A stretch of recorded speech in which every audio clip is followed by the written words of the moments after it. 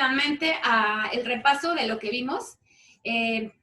Bueno, esto fue la primerísima clase, la primera, a lo mejor me fui demasiado lejos, pero vimos que algo así como que algo es lo que se dice y algo es lo que está oculto.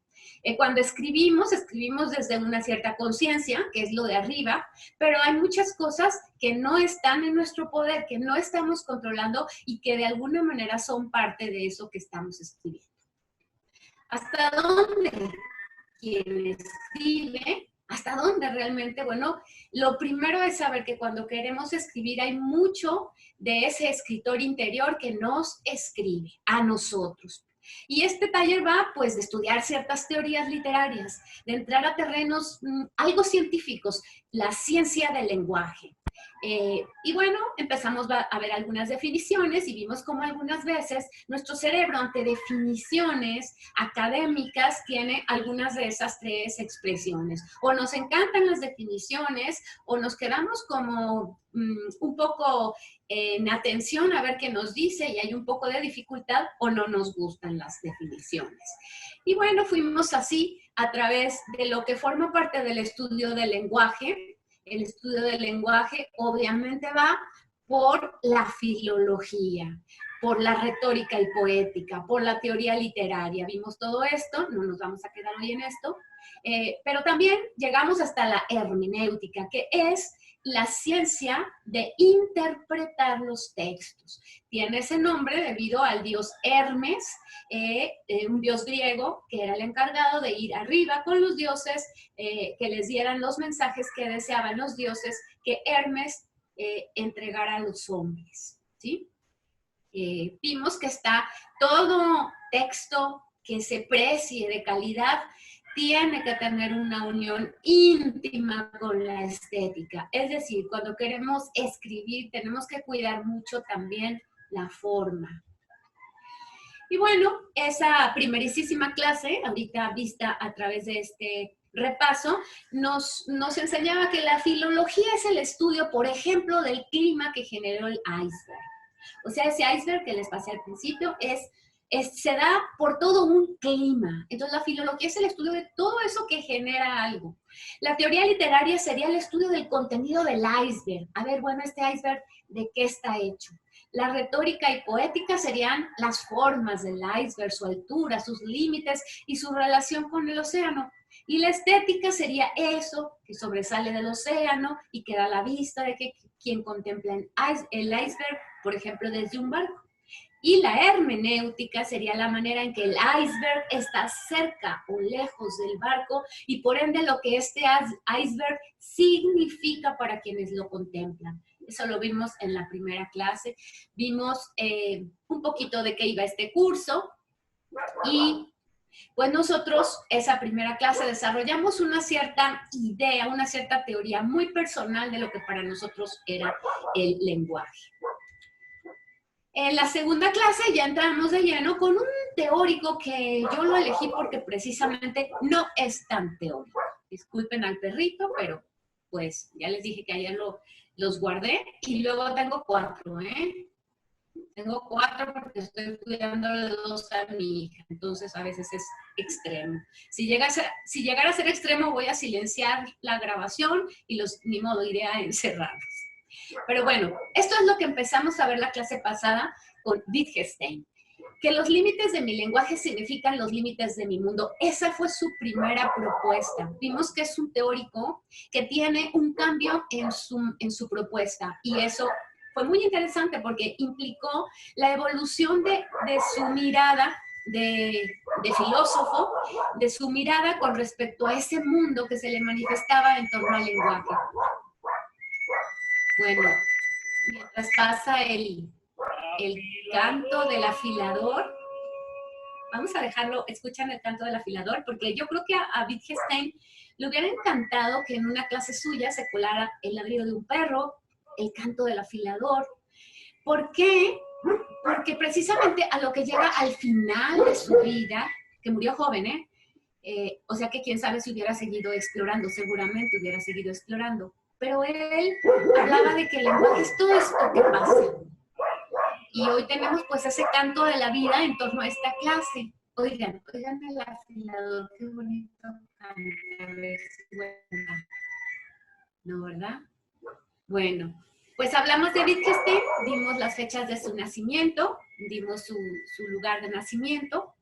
Él de hecho nace todavía en lo que fue el imperio austrohúngaro, le toca todavía ese tiempo brillante de luces de lo que luego sería Alemania, y pues nació en una familia muy rica, muy importante y muy culta, bastante culta. A su madre pues le gustaba tener en casa ahí a todos las personalidades del mundo cultural, músicos, obviamente poetas, y así creció él, pero fue un chiquillo precoz y un chiquillo que se hizo preguntas desde muy pequeñito, ¿eh?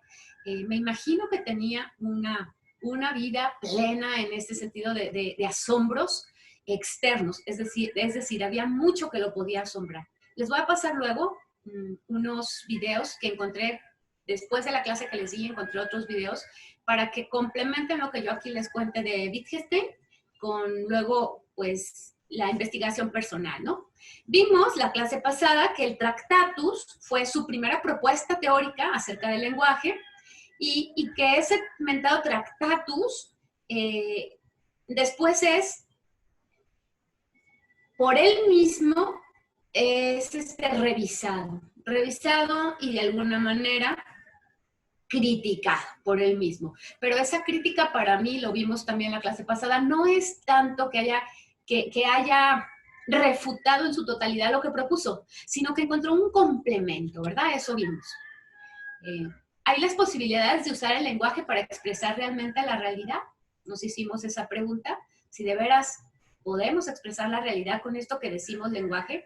La base para una teoría literaria debe estar en una teoría del lenguaje, esa es otra de sus propuestas, y hasta dónde el mundo nos llega a través del lenguaje.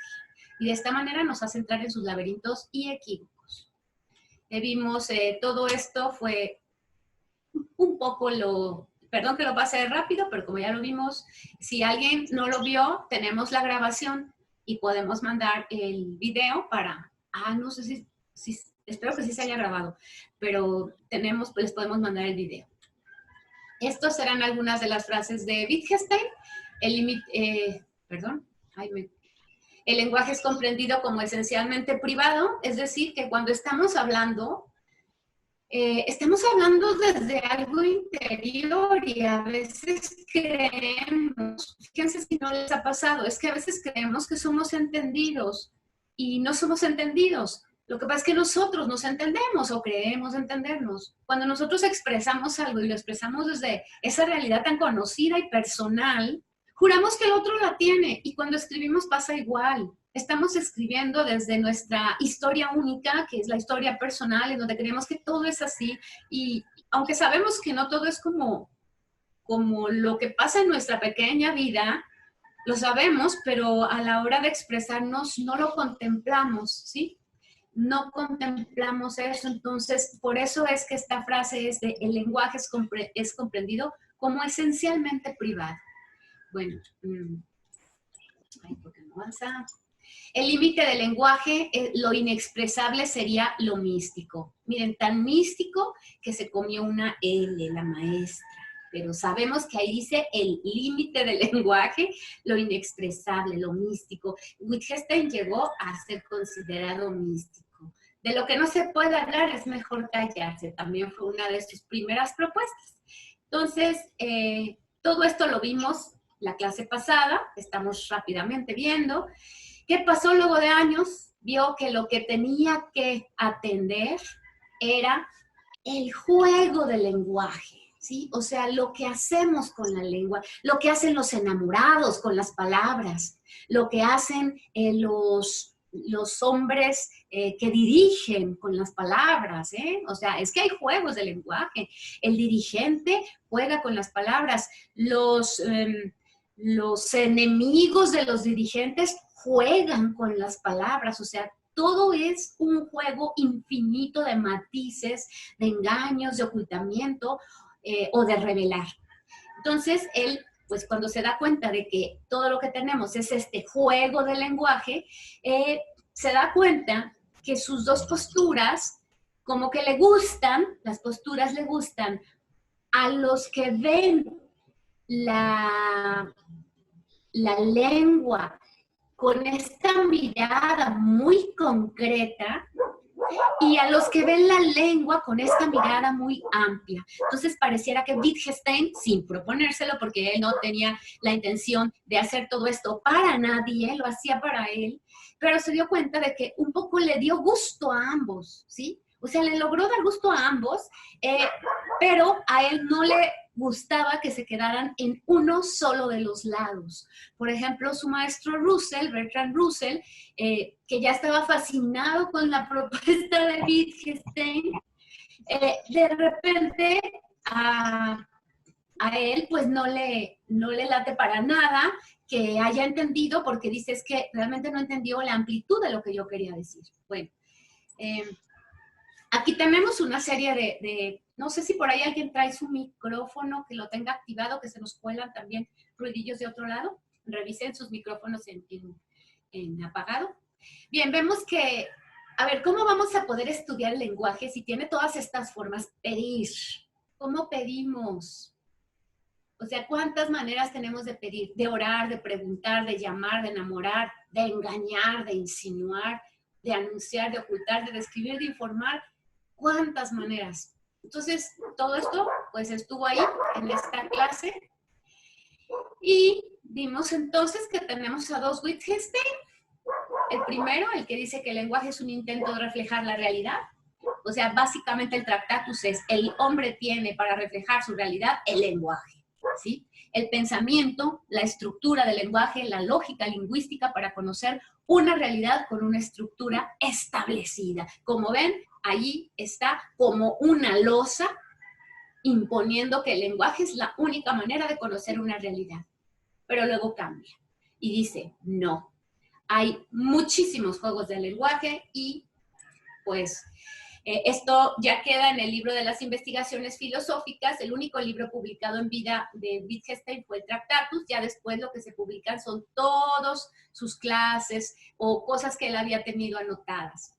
Y básicamente esto fue lo que vimos de él. Que primero piensa algo y da todas sus razones, y son buenas razones, pero luego dice que no y contempla por qué no. Nos encantó. Esto fue la clase pasada, ¿no? Y el encargo, no es cierto, el encargo fue que revisaran su, vamos a dejar de compartir para no adelantarme. El encargo fue que revisaran su relación de cada uno de ustedes con las palabras, para poder ir ya a lo nuevo. Ahorita fue únicamente un repaso. Saludos a todos los que no nos habíamos visto antes de empezar este repaso. Bienvenidos todos.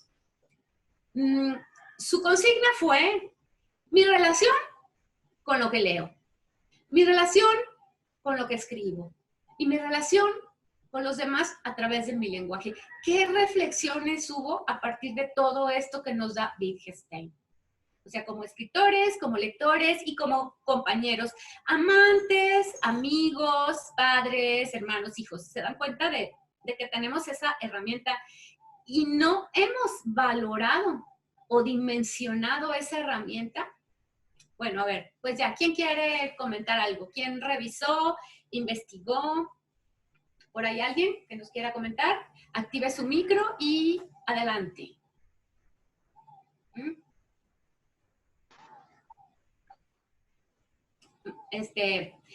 Marichuy, ¿qué traes? Cada día entras con un nombre diferente, Marichuy. Adelante.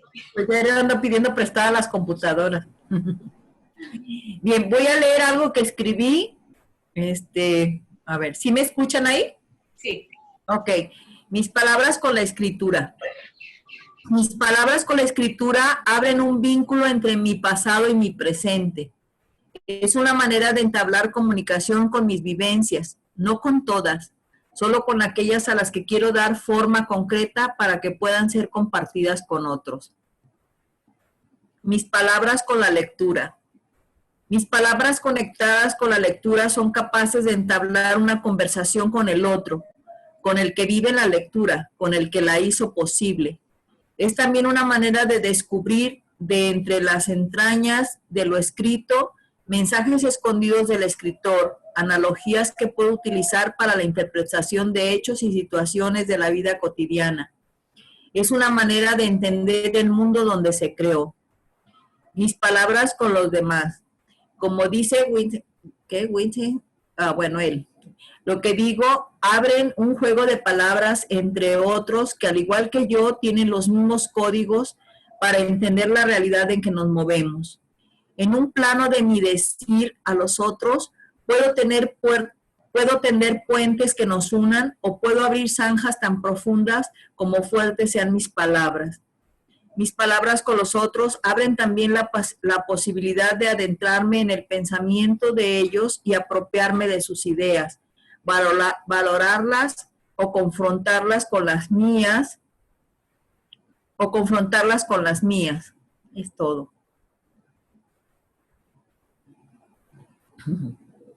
Yo también me silencio cuando las escucho para que no se cuelen los ruidos de por acá. Muy bien, Marichuy, fíjate, creo que fue una experiencia bonita, ¿no? Hacer esta reflexión y de cómo cada formato te permite algo distinto, es decir, la lectura te permite algo diferente o desde otro ángulo de lo que te permite la escritura, ¿no? Y bueno, y el lenguaje con los demás. ¿Alguien más quiere participar? Contarnos, a ver su consigna. ¿Alguien más? ¿Rosaena quiere hablar o no? ¿Están silenciosas porque no hicieron su consigna o porque quieren un poco más de tiempo? Bueno, por ejemplo, Magdalena Dueñas, pues no tiene por qué presentarnos consigna porque no estuvo la clase pasada, ni Pili, ¿verdad? ¿Ahí me escuchan? Ya te escuchamos. Adelante. Yo no hice mucho de esta parte. Lo que pasa es que yo escribí otra historia. Pero bueno, a mí la escritura me ha sido liberadora, catársica. Me conecta con mi yo, con mis más profundos pensamientos y sentimientos, que en la mayoría de las ocasiones no he querido compartir. Solo son para mí. Y la lectura también, pues a mí me gusta mucho la lectura práctica, analítica o sensible, o sea, soy un poco ahora sí que extremo, ¿no? Entonces ahí no me gustan las demasiadas explicaciones, me aburren, pero sí me conectan con la sabiduría. Las palabras con los demás también son directas, sin endulzarlas a veces, y me abre la mente de nuevos caminos, de nuevas experiencias, enlazadas con otros seres humanos, en ver lo bueno o lo malo de cada uno. Eso es lo que me llega. Hasta ahí. Muy bien, Rosaena, muy bien. Fíjense cómo lo que hasta ahora vamos viendo que escribieron, o que pensaron, que reflexionaron, y seguramente varias, son siempre cosas muy positivas. Y el reto va a ser también entrar a los demonios ocultos. Ahorita hubo una pequeña entrada y es muy interesante cuando dice, no me gusta el libro como que tenga muchas explicaciones, algo así dijiste, ¿no? Por ejemplo. Sí, así es. Pero entonces vamos a ver qué cosas no nos están gustando, qué es lo que está pasando con ese tipo de lenguaje o de discurso que nosotros nos cerramos. Es muy importante ver por qué nos cerramos nosotros ante algún discurso. ¿Qué pasa? Y la vida va de eso, de estarnos conociendo, no era que estaba en el oráculo de Delfos. Conócete a ti mismo, ¿no? La vida va de eso, de estarnos conociendo y lo que va sucediendo con nosotros. Entonces, hay que atender mucho más aquello que no me gusta. No es que gaste ahí mi tiempo, no, sino porque no me gusta. No quiere decir que me voy a dedicar a eso, pero ¿qué hay en mí que ahí se siente bloqueada? ¿Y qué hay en otro espacio que no me bloquea, ¿no? Entonces, muy bien. Bien, ¿alguien más quiere participar? Ok, Aida, adelante, Aida. Si vieron que levantó la manita, muy bien, Aida. Ya estoy aquí. Bueno, yo analicé esto y se los quiero compartir, ¿no? Mi relación con mis palabras es única, personalizada e irrepetible. Mi relación con la lectura definitivamente me conecta con el autor y sus libros, y mi relación con la escritura nace de mis entrañas y las musas que me inspiran. Es todo. Okay.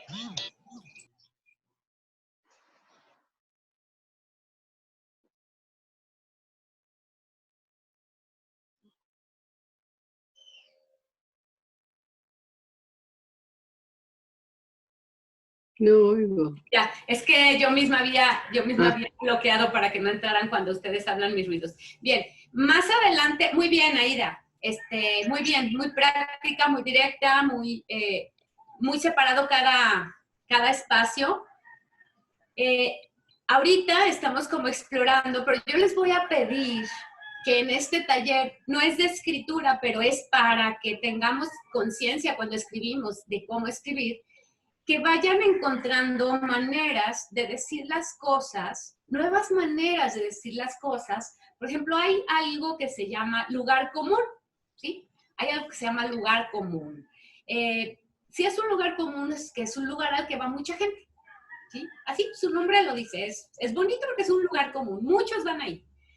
Y lugar común en el uso del lenguaje, cuando queremos escribir, por ejemplo, quiere decir que estamos diciendo cosas que lo decimos que mucha gente ya lo hemos dicho. Y si pretendemos ofrecer nuestra escritura como algo nuevo, siempre les digo, como su libro va a ser un arbolito, entonces hay que ver cuáles son las aportaciones. Por eso este taller es de teóricos, porque nos van a decir todo esto que pasa. ¿Qué son los lugares comunes? Cuando decimos, es que esto lo digo desde el corazón. ¿Cuántas veces hemos oído que esto lo digo desde el corazón? ¿Quién me dice cuántas veces lo ha escuchado? Muchas, ¿verdad? Muchísimas. Es un lugar común. Y como es un lugar común, habrá que aprender a decir lo mismo, lo que queremos decir cuando lo estamos diciendo desde el corazón, con algún tipo de metáfora. Por ejemplo, y esto lo digo desde un cuartito muy íntimo que tengo adentro, ahí donde guardo las cosas más amadas. ¿Sí? Esa es una manera de decir que lo digo desde el corazón, pero dije un cuartito muy íntimo que tengo adentro donde guardo las cosas más amadas. ¿Sí? Es una forma de explorar a través del lenguaje de hablar de la realidad.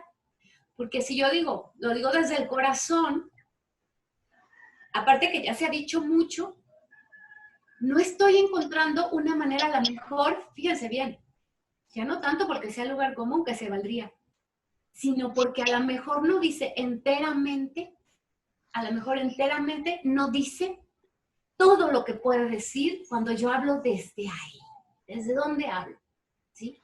O desde mi cofrecillo con las joyas más valiosas, ¿sí? Por ahí tenemos, a ver, Rosana creo que no ha silenciado su micro. A ver, recuerden cuando, ya te lo silencié yo.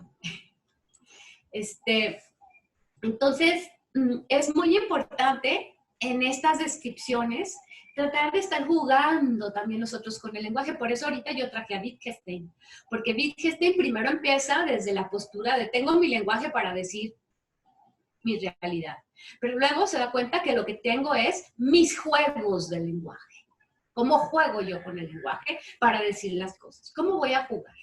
Para decir lo de mi corazón, ¿sí? Que cuando decimos lo de mi corazón, ¿qué es? El corazón es un músculo bombeador, ¿no? Inclusive sería un poco más desde mi cerebro, que es más el encargado de conectar con todo este mundo inmenso que las emociones llegan a través de ese primer impacto de la vida y luego llegan a través de nuestros pensamientos. O sea, la emoción es lo primero, la emoción es el impacto, agradable o desagradable. Llega algún impacto, por ejemplo, ahorita el impacto, ¡fum!, el encierro, es un impacto externo. lo primero que llega es eso, y después empieza la emoción, ¿cómo me siento? Y cada uno de nosotros, ¿cómo se siente? ¿Bien o mal? Es que vemos los que nos sentimos bien contra los que no se sienten bien. Y entonces empiezas con esto de acá, que es el cerebro, a formular por qué te sientes bien.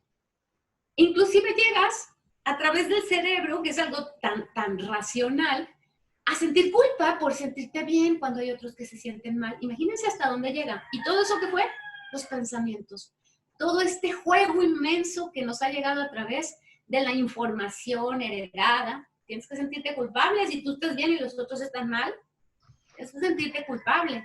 ¿Y todo eso por dónde llega? Entonces, fíjense cómo cuando hablamos así con estos lugares comunes, además de que nos perdemos la oportunidad de explorar otra forma de decir y a lo mejor superior, igual estamos en un juego ya muy, muy limitante. Lo digo desde el corazón. Lo digo desde... Vamos a buscar otro. A ver, ahora ustedes, busquen otra forma de decir, lo digo desde el corazón. A ver, ¿quién se apunta ahí de ahorita? Porque a mí el del cuartito me salió de ahorita, ¿eh? Otra forma, pero muy común. ¿Se oye lo que digo? Sí, Me adelante. sale del alma, pero es como igual que lo Más o digo menos. desde el corazón, me sale del alma. Pero habría que buscar algo diferente, ¿no? Mira, por ejemplo,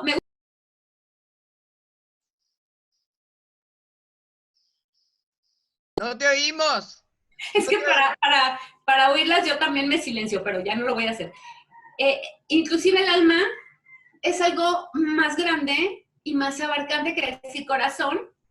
Todavía entra al lugar común, pero tiene un poco más, da un poco más, es un paso, como que quieres decir algo más, lo digo desde el alma, o sea, lo digo desde ese ser que parece que es intangible, que está ahí, que creo en él.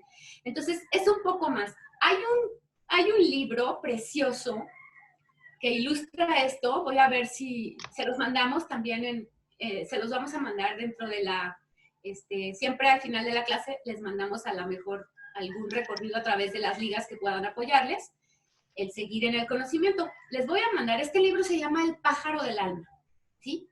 Entonces, la manera de hablar de ese mundo interior es que dentro hay precisamente un como armario con muchos cajoncitos donde están todas las emociones, y el pájaro del alma, cuando saca cada una de esas emociones, tiene experiencias. Entonces, ahí tenemos cómo este mundo interior se ubica ya en una situación como cotidiana, un armario, un pájaro. ¿Qué hace el pájaro? Vuela.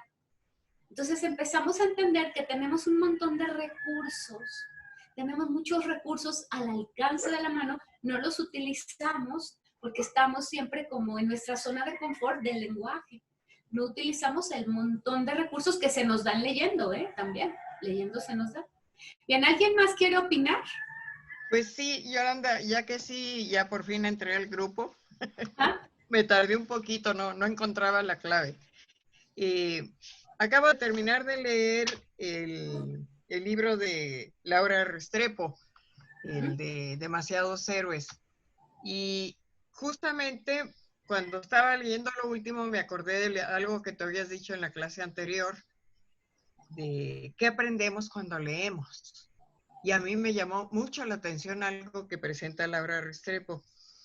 La Laura me gustó muchísimo por dos razones. Una, porque pues se mete a hablar de los militantes de izquierda que están en contra de la dictadura de los sucesivos presidentes en Argentina. Entonces me conecté por mis andanzas en la izquierda, ¿no? Y de tratar de cambiar el mundo, que no es posible, pero bueno.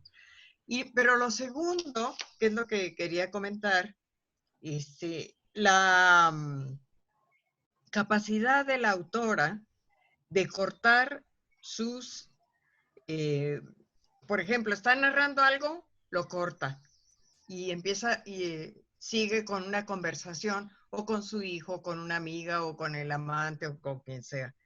y de repente está en esa conversación y la corta y sigue con la narración. Lo hace muchas veces en el libro. Yo dije, ah, caray, pues esta es otra forma, pero lo hace con mucha capacidad literaria, de tal manera que uno no se pierde. Uno vuelve a tomar el hilo cuando ella regresa a la conversación o cuando ella regresa a la narración. Entonces dije, bueno, esto es algo que tendría que aprender, quién sabe cuánto me voy a tardar, pero me llamó mucho la atención. Me gusta eso, que digas que cuánto te vas a tardar. Lo que se necesite, el tiempo es tuyo. Precisamente ese es Wittgenstein, ¿no?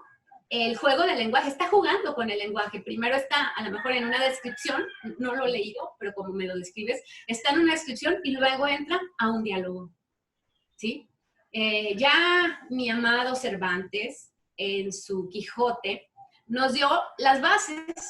Para los que quieran escribir, lo he dicho varias veces, pero lo reitero, para los que quieran escribir, ya mi amado Cervantes nos dijo cómo en el libro más grande de la literatura universal. ¿Qué nos dijo? Descripción, acción y diálogo. ¿Qué hacía él?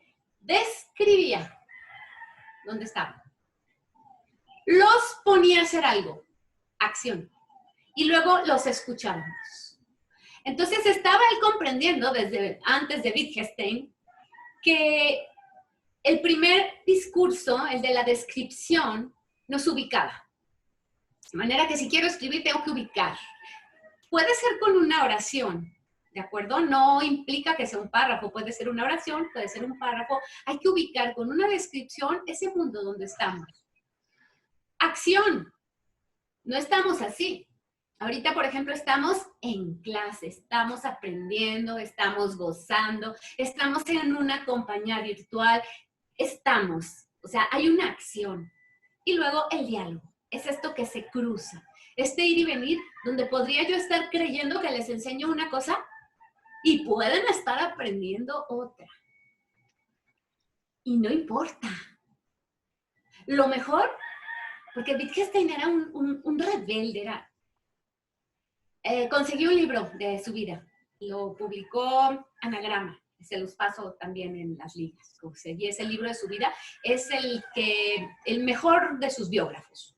Entonces, se dedica a explorar su vida, que fue muy interesante, pero además la evolución de su pensamiento con respecto al uso del lenguaje. Entonces, era totalmente antiacadémico, ¿sí? Cuando se fue a Rusia, porque él quería andar por todos lados, fue a Rusia y él quería que le dieran un trabajo de una fábrica, quería hacer cosas, ¿sí? Un teórico del lenguaje, quería una fábrica. Y no, pues, ¿cómo? Le dieron un trabajo porque era maestro, era un maestro eminente, porque él venía de Cambridge, y pues le dieron un trabajo o en una X universidad importante o en otra. Y él, ay no, o sea, ¿cómo? O sea, para eso me regreso a Cambridge. Quiero que me den un trabajo. Si Rusia estaba en la efervescencia de este movimiento, él quería estar en una fábrica,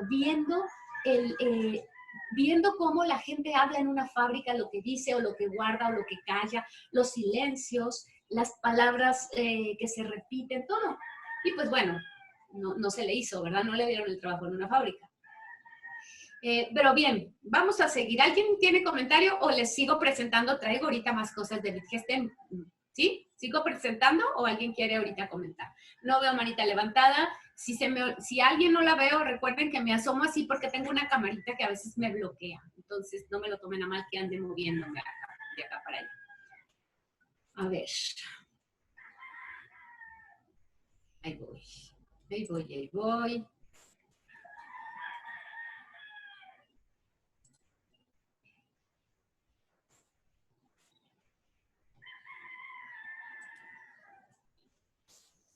Bien, ahí lo tenemos ya, ¿verdad?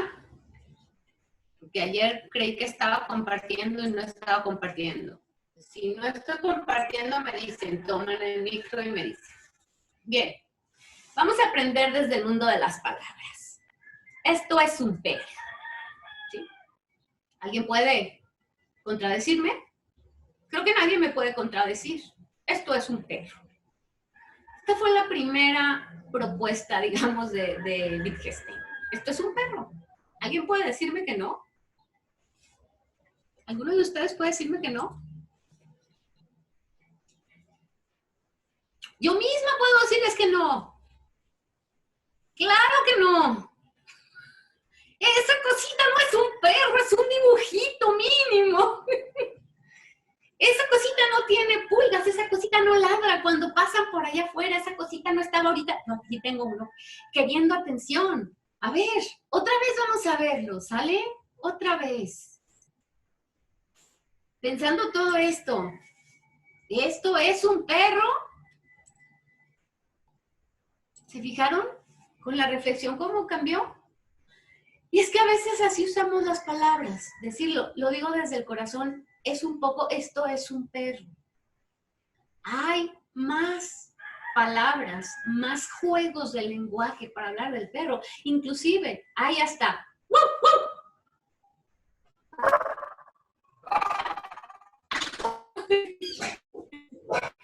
¿Qué tal? Bueno, esa fue respuesta de los verdaderos perros. ¿Vieron? O sea, ¿vieron qué interesante? Porque siempre nos quedamos, esto es un perro, sí. Así, sí, maestra. Adelante, Lucía. Adelante. De hecho, me quedé pensando, Yoli, lo que tú estabas diciendo de Wittgenstein, que él se quería ir a una fábrica y tú dijiste, porque quería ver el sentir. Pues ahí ya estás diciendo algo, pues que tienes que entenderlo, porque no se ve el sentir, ¿no? O sea, es entender.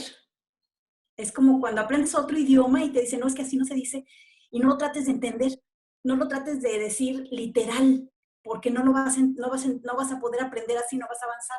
Tienes que fluir en el lenguaje cuando quieres aprender otro idioma. Entonces me imagino que es parte como de eso, ¿no? ¿O no? Ya no te vimos. Sí, así es. Bueno, lo bueno es que estaba diciendo que sí. Vamos a seguirles, ¿sale?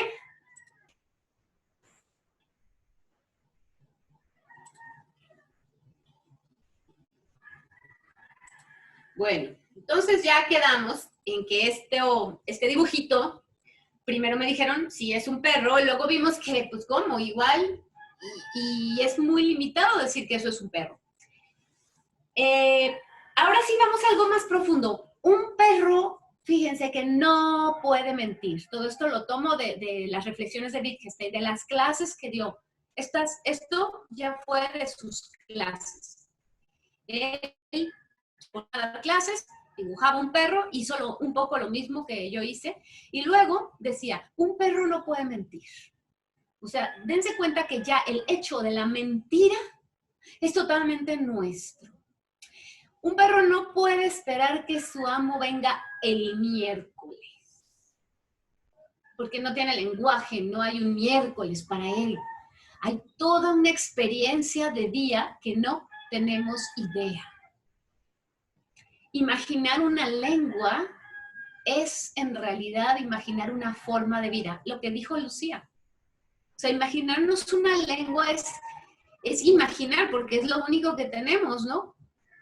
Si ya nos metemos a la lengua, a lo mejor ya lo podemos vivir, pero cuando estamos en el mero plano de imaginar una lengua, y con esto no hablo solamente de idiomas, ¿sale? No hablo solamente del francés o del inglés o de otro, no. Hablo de una lengua, de la lengua del niño, de la lengua del joven, de la lengua del enamorado, de la lengua del político, ¿sí? La lengua de los pájaros. Hay un libro que es el lenguaje de Fulcanelli, es el lenguaje de los pájaros, para hablarnos de la naturaleza, del lenguaje que tiene la naturaleza para hablar.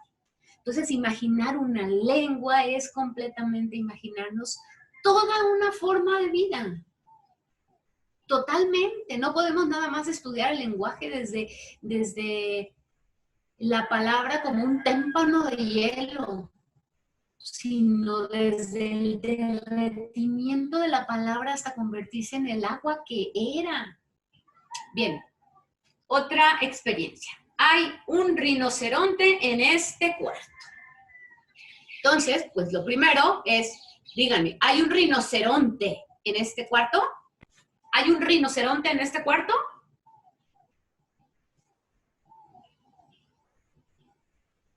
Esto de hecho fue verídico, ¿eh? De hecho, esto que les voy a contar lo vivió Wittgenstein con uno de sus colegas. No sé si es Russell o otro de sus colegas, pero bueno, era otro, sí, señorón. Y estaban los dos sentados en un salón de clase. Yo de verdad estoy segura que en ninguno de sus cuartos hay un rinoceronte. Y con rinoceronte, si ya vimos que perro implicaba perro, bueno, estoy segura que no hay un rinoceronte en ninguno de esos cuadritos. Un rinoceronte. No, ¿verdad? Pues sí. Pues sí hay. Sí hay un rinoceronte. Antes de que les diga por qué, a ver, traten de ver por qué sí hay un rinoceronte. Aquí, ahí, sí hay un rinoceronte, sí lo hay. Lucía. Ah, ¿no? ¿Quién quería opinar? No, yo digo que sí, sí hay un rinoceronte desde el momento que lo estás imaginando, ¿o no? Pues le ganaste al maestro de Wittgenstein, porque el maestro de Wittgenstein se peleó con él porque estaban en el salón y le decía, a ver, ¿dónde está el rinoceronte? Y Wittgenstein decía, estás loco, estás rematadamente loco. A ver, y buscaba inclusive algún tipo de rinocerontito, o sea, algún juguetito. No hay un rinoceronte. Wittgenstein, sí hay un rinoceronte, sí hay. Estamos enunciando el rinoceronte. Y el rinoceronte está desde el momento de su enunciación. Por eso la gente no cuida sus palabras, porque no piensa que decir algo tan simple como aquí hay un rinoceronte, trae al rinoceronte, que es una realidad psíquica. ¿Sí? Claro, en menor medida, porque sabemos que no nos va a hacer nada. Ahorita este rinoceronte solo está como material didáctico, pero está. ¿Sí? O sea, sí que hay un rinoceronte, sí que traje un rinoceronte, sí que lo traje.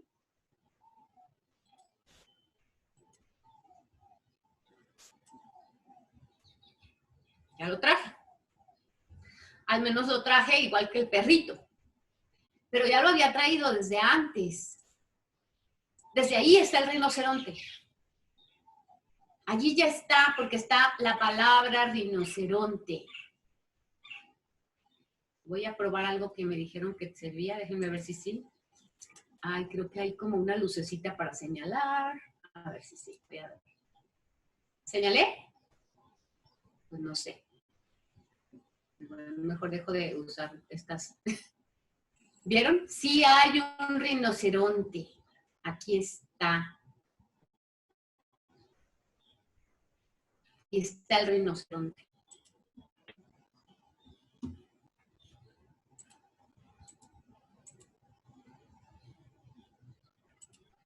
Bien.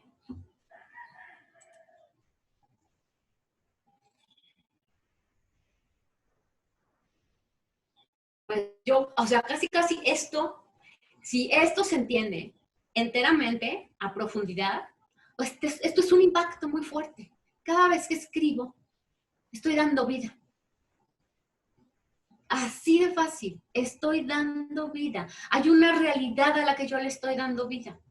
Cuando hablo, cuando escribo, estoy allí construyendo una realidad, trayendo rinocerontes o perros, en alguna medida. Alegrías, tristezas. No vamos a satanizar las tristezas, porque también hay que traerlas para entender la alegría. Pero tenemos ese control. Nuestras palabras son los controles de una nave que nos lleva a diferentes mundos. Las palabras son esos controles. Ahora, pues hay que saber qué movimientos de las palabras generan movimientos a derecha o izquierda de esos mundos imaginados. Marichuy. Me quedé un poquito así indecisa, no imprecisa con las dos imágenes